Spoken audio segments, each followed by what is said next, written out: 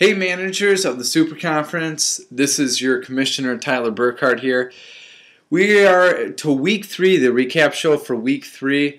A few upsets that happened, a lot of close matchups. So once again, let's get straight to the awards and see how everybody did. First of all, for Best Manager of the Week, I'm going to go with a little upset here. I'm going to go with Mark Johnson for Portland Car Ramrod.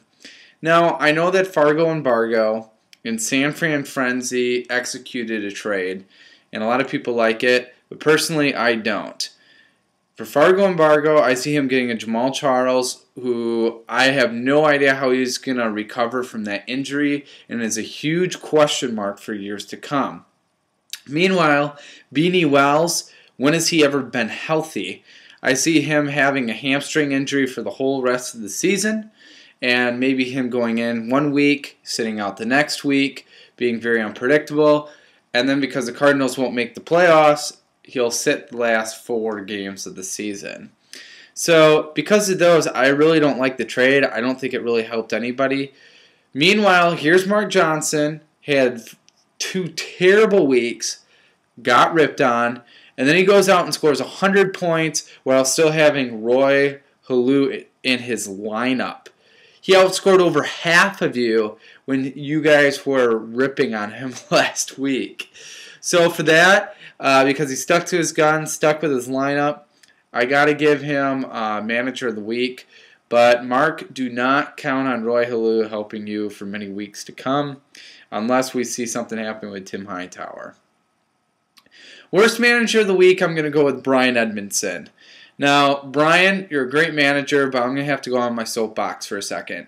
Right after Brian's loss, he posted as his trash talk, here we go again, 3rd highest scoring team, 1-2. Well, Brian, only 1 week have you scored over 100 points. And my philosophy is if you don't score over 100 points, assume that you're not going to win. This is a league where you have to score over 100 points, and even that is not, of course, guaranteed. You've only done it once. And sure, you scored in the high 90s the other times and probably have been the most consistent team, but unless you can put together that 110-point week, you're just going to be an average 500 team. Meanwhile, you only lost by 4 points, and here you have Dallas Clark sitting in your lineup against Pittsburgh. What did you think he was going to do? If I was Minnesota Bryans, I would have gone out, made some trades, and tried to upgrade at tight end. Take my team, for example. I had Lance Kendrick sitting in my lineup because of the injury to Aaron Hernandez. What did I do? I went out, made a trade, got Ron Gronkowski, and he scored me over 20 points. So while I do sympathize with Minnesota's situation, sitting on your status and typing in your frustration while doing nothing about it, I have no sympathy for that. So because of that, I'm making Brian Edmondson my worst manager of the week. Most valuable player of the week, I'm going to go with Darren McFadden, hands down for San Fran Frenzy. San Fran only won by 8. Darren McFadden almost got him 30 points, so really catapulted him to the victory. Really filling in for that missing gap because of Charles picking up the slack. And perhaps now he's the 2nd best running back in fantasy football. So incredibly impressive week for him, and really has helped San Fran Frenzy's value. Best matchup, a lot of good ones here, but I'm going to go with Indianapolis versus Minnesota.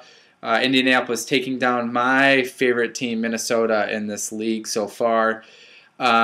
Basically, it came down to the final drive, and I thought maybe Santana Moss was going to do something, but he never did.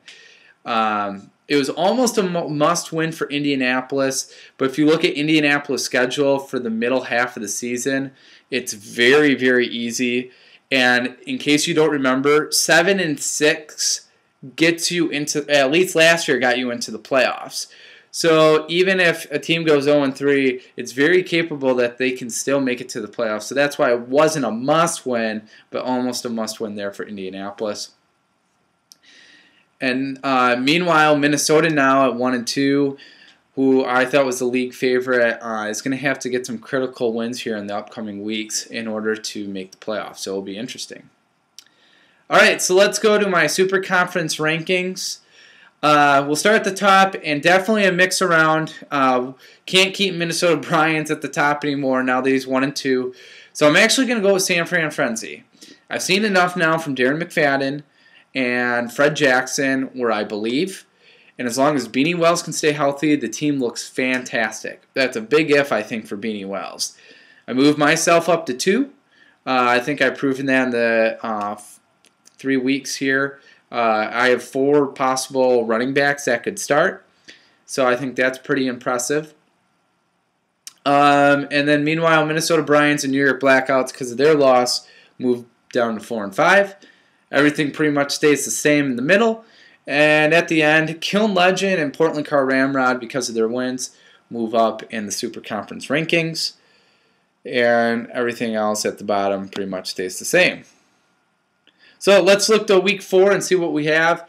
Game of the week, I'm going with the Cleveland Shamans, I don't know, versus San Fran Frenzy. Now these teams both have great running back depth, and I like the matchups this week. I think both teams could actually get over 100 points this week.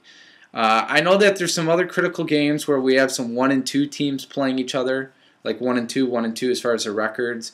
And it'll be interesting to see if like a Kiln Legend or Portland Car Ramrod can get to 2-2.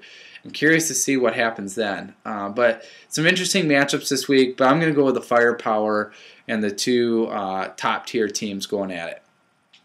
My upset alert is I'm going to go with Indianapolis again, another upset over Seattle.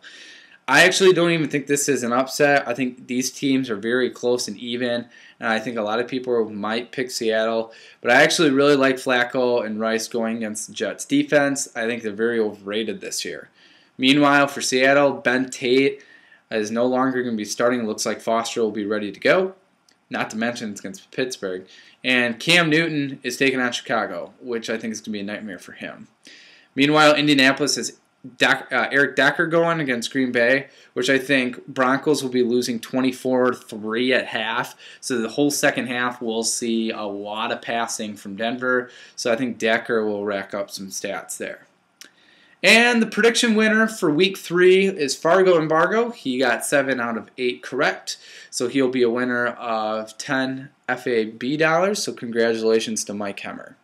So that does it for the week 3 recap. Hopefully you like the new edition of Contender or Pretender. You can go on the forum and feature a few teams that you would like to do as well.